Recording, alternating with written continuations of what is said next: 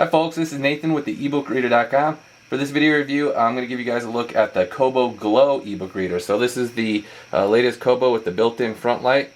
So it has a better readability in low light, and it even just adds some better contrast with the light on here. You can tell too, it's just a little bit wider background than it is normally with the light off. So let me go ahead and walk you through some of the features here, the Kobo Glow, and I'll also be doing a comparison with the Kindle Paperwhite directly after this review. So check my YouTube channel for that, or the ebook reader blog, and I'll have that posted in a separate video. So as far as the Kobo Glow goes as hardware, it's got the 1024 by 758 high resolution screen, and we've got that front light, of course, and there's some LEDs built into the bottom of the screen down there that illuminates the screen, and there's this button on top. You can turn the light on and off. We've also got a power slider right there, turns the device on and off. Down here we got the USB port and a micro SD card slot. So as far as the interface goes, it's pretty much exactly the same as the Kobo Mini, which I already reviewed. You can check out that video. And it's all the same as the Kobo Touch as well, basically. The Kobo, they use the same sort of software on all their devices.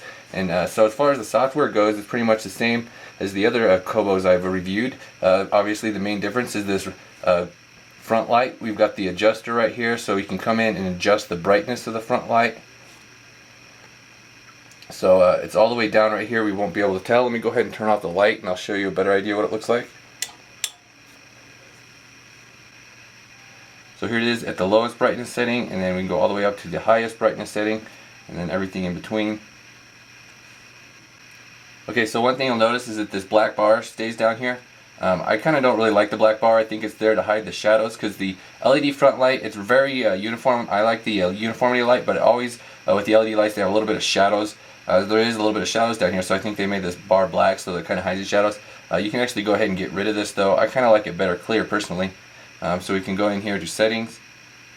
We've got some different settings in the light and power department here, so we can go ahead and choose when exactly to turn off the light automatically, and so we can go in here and change the indicator from solid to clear, and I tend to like it better that way. We've also got a couple other settings in here, as you can see. You can set the screensavers, and use the sleep cover. So there's a sleep cover that automatically turns the light on and off.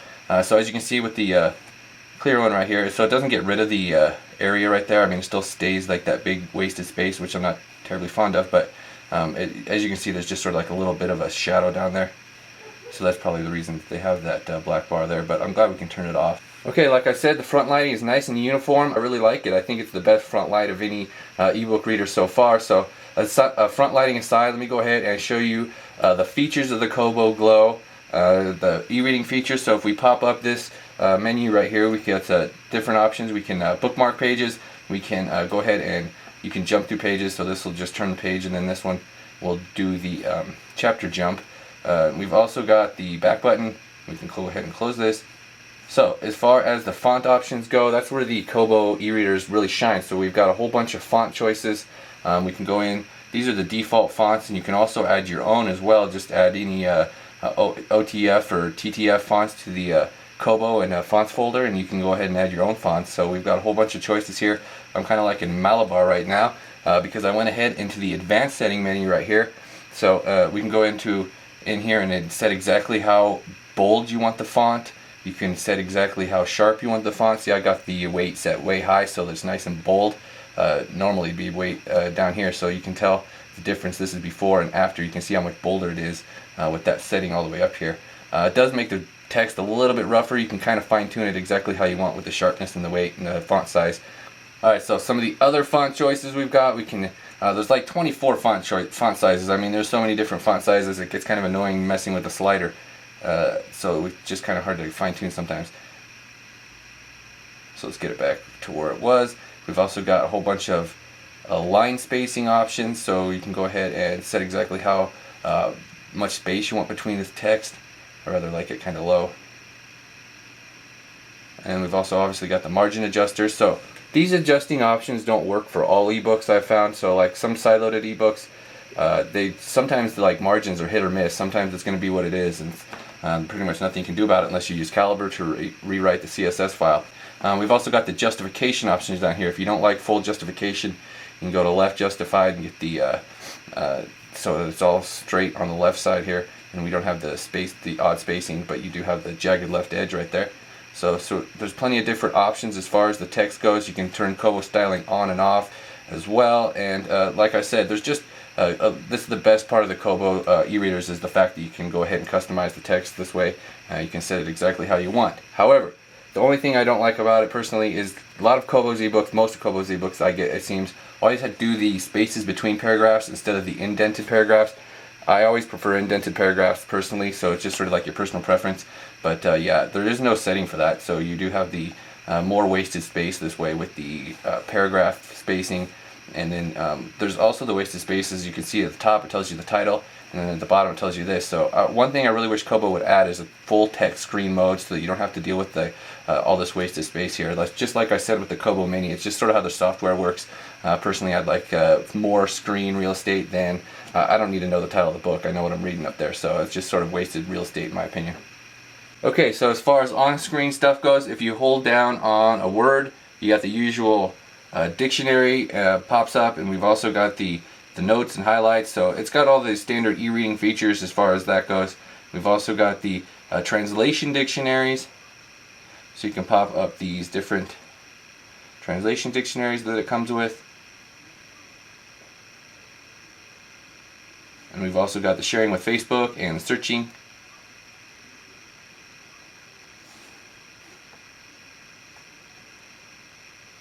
Got the table of contents in here. You can also get to this searching and the dictionary that way, as well as your annotations. So from the table of contents, obviously you can just jump around to whatever chapter.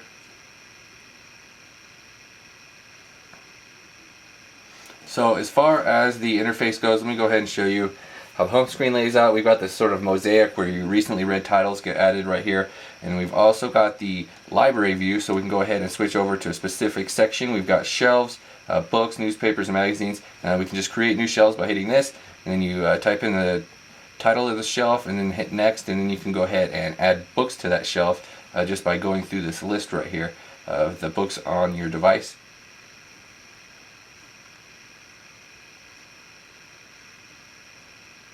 So other sorting options, we've got the books department, and we've got your news and magazine sections. So you can go ahead and view these as a list, which I kind of like because it tells you Kobo EPUB, PDF, it tells you percentage read. You can also just view it by book covers if you want. You don't get the additional information with that, you just obviously get the picture of the book, so it's a little bit different layout that way. I tend to like it with the list. We got the different sorting options up there: author, title, file type, and recent reads. And like I said, we've got the different sections for previews and magazines. So as far as the settings menu goes, you just tap this little icon up here, which I like. It tells you your exact battery percentage. You can turn Wi-Fi on and off quickly right there. We can go into the settings menu. You can sync. So we've got some extras in here. We can go in and launch the web browser. We've got a game here. We have a couple of games, and we've got the sketch pad. So if you just want to do sketches, you can save those. What it does is it will save it to the home screen. So let's go ahead and back out of there before it does save it to the home screen. So some of the other stuff up here in the settings menu we can customize. We've got some different language options. There's a bunch of different languages because this is sold internationally as well as the US. As you can see here, we've got plenty of options for a language interface. There's the different dictionaries. So we got 13 different dictionaries that come with the device. So Kobo has their reading stats and reading awards. It's kind of unique to their platform. So here's one of the side-loaded EPUBs that the font is adjustable, but the margins aren't adjustable. So we can go in here and change it to Avenir here, but we can't adjust the margin. See, it goes all the way to the edge, and no matter what you do with the margin adjuster, it stays right at the edge. So as far as side-loaded content goes, that's sort of hit or miss as far as the additional adjusting options go. It just sort of depends on the particular book's CSS file if it overrides what you can do here. So you can use Calibre, like I said, to even more advanced features, advanced fonts. You lay out the book exactly how you want it. So as far as PDF use, it's rather limited. We've got the double tap to zoom in, which doesn't really work all that great because it just sort of randomly zooms it in. We don't have any pinch zooming with Kobo's e-readers. It doesn't have the multi-touch support, so we can do the scrolling. We've got this custom zoom dial right here where you can zoom it in exactly to what you want. So like I said, it's just not that advanced as far as PDFs go. One other thing you can do is you can go ahead and switch to landscape mode. So there's no landscape mode with ebooks, but there is landscape mode. As you can tell with PDFs, you can go ahead and switch that over into landscape, and basically you just got this zoom dial right here, and that's pretty much it for PDFs as far as the zooming goes. So definitely not a lot of options as far as PDF readers. It's just sort of really basic. You're not going to be able to do a whole lot with it. Okay, so the Kobo Glow also supports CBR files for comics. I don't really think it does that great a job of them personally. I mean, as you can see right here, the text balloon is going to be really small, just given the small e-ink screen. So we've got the different zooming options right here. It's just the same as PDF, basically. You can zoom in with this little dial, and then, of course, pan around the screen like so. It's not the most ideal solution, but it does work, obviously.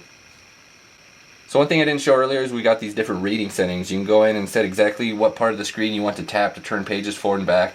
And we've also got the partial refresh setting. So I don't think partial refresh and lighted ebook readers mix personally, because it seems to, the light on seems to highlight the ghosting feature, which is sort of like leftover text when you turn the page. So personally, I always go for 1 page on the refresh, but you can go ahead and set it to as many as 6 pages before it'll do a full page refresh, and you can also set the page margins or the page numbers right there. So let me go ahead and show you exactly what it looks like when we're turning pages with partial refresh off. So it doesn't refresh the whole screen, as you can see right here. It just refreshes the text part of the screen, and then once every 6th page right there, you get the flash in the background, and it will reset the screen. So it just sort of depends on your personal preference. Right there, I'm not really seeing any ghosting at all, but sometimes you do tend to get more ghosting when you have partial refresh turned off as opposed to having it turned on. Okay, so I'm going to go ahead and wrap up this review right here. Check out the ebookreader.com. I'll have the written review posted, and like I said, I'll be posting a comparison review with this and the Kindle Paperwhite. Just the main thing to take away from this is the front lighting is fairly uniform as far as LED ebook readers go. They're not, none of them are perfect. So like I said, you can see a little bit of a shadow down here, but otherwise the screen is fairly uniform across there, and I do like how that looks.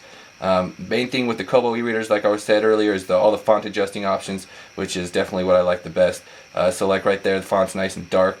Basically, out of the box, this is what it's going to look like. So it's a lot different if you just go ahead and take some time to customize how the text appears. Obviously, it's a lot dimmer than it was just a second ago. So that's basically the benefits of the Kobo. Obviously, an EPUB support and the micro SD card slot. So like I said, I'm going to go ahead and wrap up this review right here. Check out the ebookreader.com for some additional details, and thank you for watching.